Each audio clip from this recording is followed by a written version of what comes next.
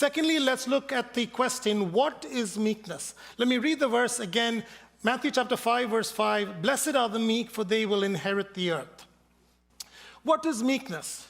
We usually think of meekness as equivalent to weakness. A person who's meek is kind of wimpy, kind of spineless, very soft, and is kind of pliable and will go along with whatever.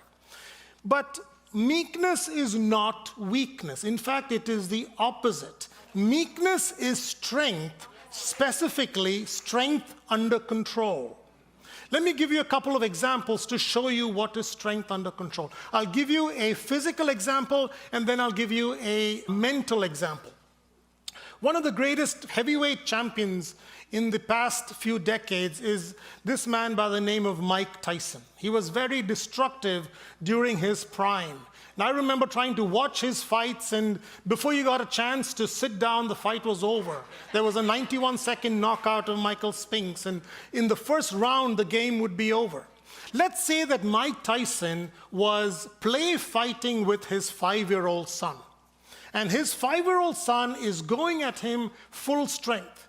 And Mike Tyson is not going at him full strength, because if he did, his son would not survive. And you see, Mike may let his son win. And the reason why he would win is because Mike Tyson has his strength under control. It may appear as weakness, but it is actually strength, but it is strength under control. He is exhibiting physical meekness. Let me give you another example. A few years ago, I was a teenager, and like every other teenager, I knew everything. It's like when you go from age 12 to 13 and you become a teenager, you get this download from heaven that has all knowledge, all wisdom, and all experiences. And anything that's remainder will come at age 18. It just shows up.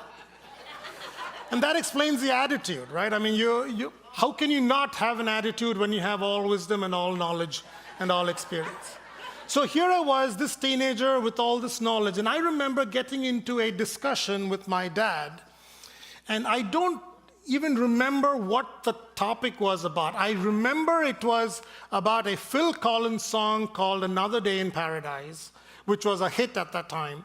And after some time of my dad trying to show me what was wisdom, he stopped talking, and I remember walking away thinking that I won.